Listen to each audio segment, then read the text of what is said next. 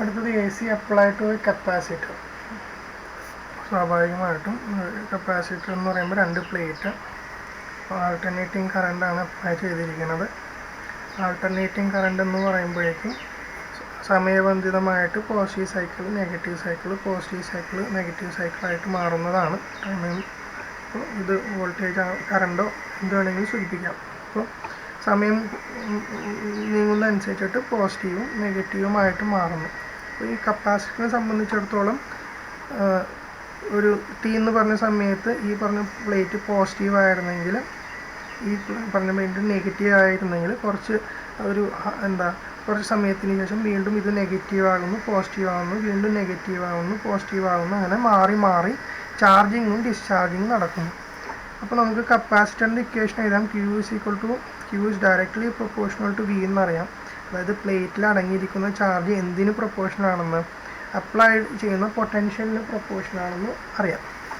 നമുക്ക് എങ്ങനെ എഴുതാം? ഇപ്പോൾ Q is equal to CV എന്ന് എഴുതാം, അല്ലെങ്കിൽ V is equal to Q/C എന്ന് എഴുതാം. ഇനി ഇവിടെ V എന്നുള്ളത് എന്താ? ഞാൻ കൊടുക്കുന്ന alternating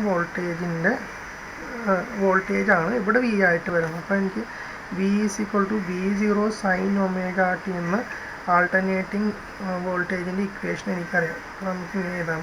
V is equal to Vക്ക് പകരം V0 sin omega t എന്ന് എഴുതാം.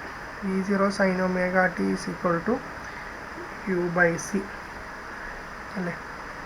അപ്പോൾ Q is equal to എങ്ങനെ എഴുതാം? അങ്ങനെയാണെങ്കിൽ അടങ്ങിയിരിക്കുന്ന charge is equal to V0 into sin omega t into C എന്ന് എഴുതാം, അല്ലെങ്കിൽ CV0 sin omega t എന്ന് എഴുതാം. ഇനി കറണ്ടും ചാർജും തമ്മിൽ എന്താവുന്നു? Current is equal to rate of flow of charge ആണ്. അതായത് current is equal to Q/T ആണ്. അപ്പോൾ എനിക്ക് Q/T അല്ലെങ്കിൽ റേറ്റ് ഓഫ് ഫ്ലോ എന്ന് പറയുമ്പോൾ എനിക്ക് ഡിഫറൻഷ്യൽ ആയിട്ട് എഴുതാം. dQ/dt ആണ് കറണ്ട് എന്ന് വേണമെങ്കിൽ എഴുതാം. സമയത്തിനനുബന്ധമായിട്ട് മാറുന്ന ചാർജിനെയാണ് കറണ്ട് കൊണ്ട് ഉദ്ദേശിക്കുന്നത്. എത്രമാത്രം ചാർജ് ഒരു നിശ്ചിത സമയത്തിന് ഒഴുകുന്നു നിശ്ചിത ദിശയിൽ, അതിനെ കറണ്ട് എന്ന് പറയാം. എനിക്കിങ്ങനെ എഴുതാം. dQ/dt is equal to I എന്ന് എഴുതാം. അങ്ങനെയാണെങ്കിൽ d/dt ഓഫ് ബാക്കിയുള്ള Qയുടെ സ്ഥാനത്ത് ആരാളുള്ളത്? CV0 sin omega t എന്ന് എഴുതാം. അപ്പോൾ I is equal to d/dt. സിയും V0യും കോൺസ്റ്റൻ്റ് ആയതുകൊണ്ട് ഞാൻ പുറത്തോട്ട് എടുത്തു. അപ്പോൾ CV0 എന്ന് പുറത്തോട്ട് എഴുതി d/dt of sin omega t എന്ന് എഴുതാം. അപ്പോൾ CV0 sin omega t differentiate ചെയ്യുമ്പോൾ cos omega t ഒരു ഇൻറ്റു ഒമേഗ കൂടി വരും. കാരണം ഈ സൈന് ഒമേഗ ടീനെ അനുസരിച്ചിട്ട് മാറുന്നു, കൂടാണ്ട് ഒമേഗയും എന്ത് ചെയ്യുന്നുണ്ട്? സമയത്തിനനുസരിച്ചിട്ട് മാറുന്നുണ്ട്. അപ്പോൾ I is equal to CV0 omega cos omega t എന്ന് എഴുതാം. ഇനി എനിക്ക് സൈൻ ഒമേഗ ടീനെ അല്ലെങ്കിൽ കോസ് ഒമേഗ ടീനെ സൈനിൻ്റെ രൂപത്തിൽ എഴുതണമെങ്കിൽ അപ്പോൾ എനിക്ക് സൈൻ 90 പ്ലസ് തീറ്റയ്ക്ക് 90ക്ക് പകരം π/2 എന്ന് എടുത്തു. അപ്പോൾ I is equal to CV0 omega sin omega t plus π/2 is equal to cos omega t എന്ന് എഴുതാം.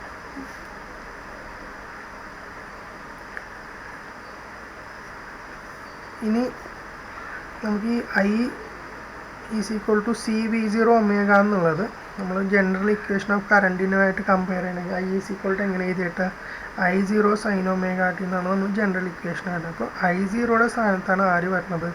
CV0 omega എന്ന് വരുന്നത്. അപ്പോൾ V0 അവിടെ ഉണ്ട്. V/I is equal to R ആണെന്ന് നമുക്കറിയാം. അപ്പോൾ V ഈസ് ഈക്വൽ ടു അല്ലെങ്കിൽ V/R is equal to I എന്നറിയാം. അപ്പോൾ അതേ ലോജിക്ക് ഇവിടെ അപ്ലൈ ചെയ്യണമെങ്കിൽ V0/1/C omega ഇതിനെ നമുക്ക് ആറിൻ്റെ രൂപത്തിലെടുക്കാം. ഈസ് ഈക്വൽ ടു I0 ആയിട്ട് മാറുന്നുണ്ട്. Sine omega t plus π/2. അപ്പോൾ I ഈസ് ഈക്വൽ ടു എന്തായി? I0യുടെ സ്ഥാനത്ത് V0 ബൈ where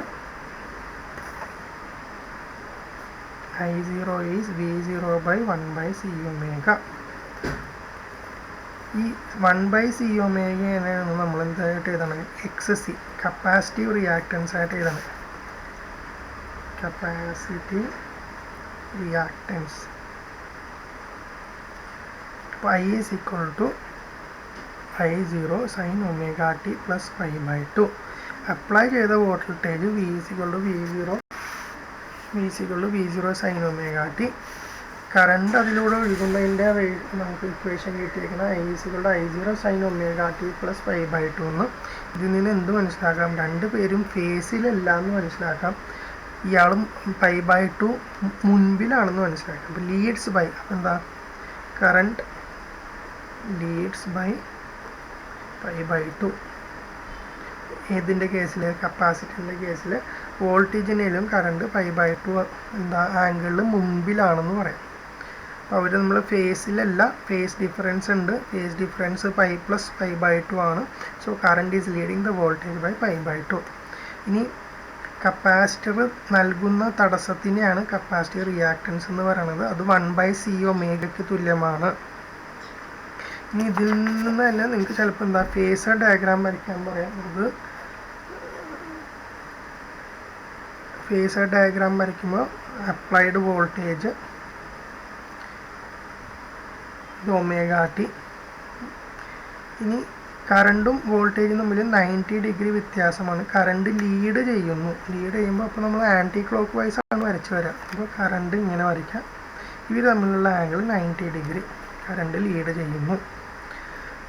ഇനി ഈ 1/c ഒമേഗ എക്സ് സി എന്നുള്ളത് 1/c ഒമേഗ ആയ സ്ഥിതിക്ക് omega is equal to 1/2πf times C എന്ന് എഴുതാം. അപ്പോൾ ചോദ്യം ചോദിക്കാം, ഫ്രീക്വൻസി കൂടിക്കഴിഞ്ഞാൽ കപ്പാസിറ്റർ നൽകുന്ന തടസ്സം കൂടുമോ കുറയുമോ? ഫ്രീക്വൻസി കൂടിക്കഴിഞ്ഞാൽ എക്സ് എന്ത് പറ്റും? കുറയും. അപ്പോൾ for A C capacitor provides less resistance for D C. But for D C എന്താ? ഡി സിയുടെ എഫിൻ്റെ വാല്യൂ എത്രയാണ്? എഫിൻ്റെ വാല്യൂ 0 ആണ്. അപ്പോൾ എക്സ് സി എന്താവും? ഇൻഫിനിറ്റി ആവും. അപ്പോൾ ഇൻഫിനിറ്റ് റെസിസ്റ്റൻസ്. ഇതും ഒരു മാർക്കിൻ്റെ ഭാഗത്തു നിന്ന് വയ്ക്കാം. അപ്പോൾ എളുപ്പമാണ്. കപ്പാസിറ്റർ വരയ്ക്കാം. Applied voltage V is equal to V0 sin omega t. പിന്നെ Q is proportional to, അതായത് ഈ പ്ലേറ്റിൽ അടങ്ങിയിരിക്കുന്ന ചാർജ് നൽകപ്പെടുന്ന പൊട്ടൻഷ്യലിന് പ്രൊപ്പോർഷണലാണ്. അപ്പോൾ Q is equal to C into V എന്ന് എഴുതാം. പ്രൊപ്പോർഷണാലിറ്റി മാറ്റിയിട്ട് C into V എന്ന് എഴുതാം. അപ്പോൾ V is equal to Q by C എന്നായി.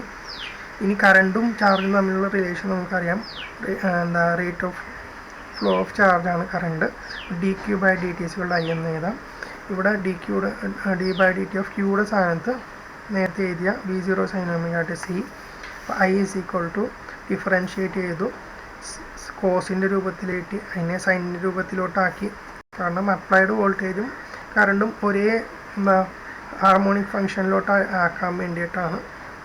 അപ്പോൾ ഇതിൽ നിന്ന് എന്ത് മനസ്സിലാക്കാം? കറണ്ടും വോൾട്ടേജും ഫേസിലല്ല, കറണ്ട് ലീഡ് ചെയ്യണമെന്ന് മനസ്സിലാക്കാം. ലീഡ്സ് ബൈ പൈ ബൈ 2 എന്ന് മനസ്സിലാക്കാം. അതിനുശേഷം ഫേസർ ഡയഗ്രാം വരച്ചു. അപ്ലൈഡ് വോൾട്ടേജ്, കറണ്ട് ലീഡ് ചെയ്യുന്നു. ഇനി ഫ്രീക്വൻസി കൂടിക്കഴിഞ്ഞാൽ എന്താ, എ സി